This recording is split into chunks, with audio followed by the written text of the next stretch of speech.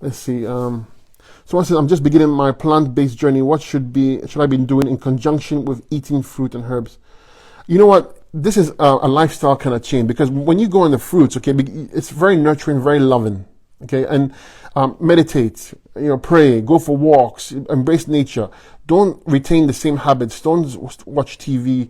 Don't do all those things that kept you down, okay? Because when you're on this kind of remedy, or this kind of protocol, you're trying to fix everything at the same time, spiritually, physically, mentally. So meditate is very important. Find your true self. Find who you really are, okay?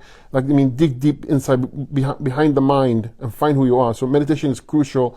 Walks in nature is crucial. If you have an ocean or river, swim in it. Anything that can get you in touch with your true self and with nature is what you should be doing when you're trying to heal yourself.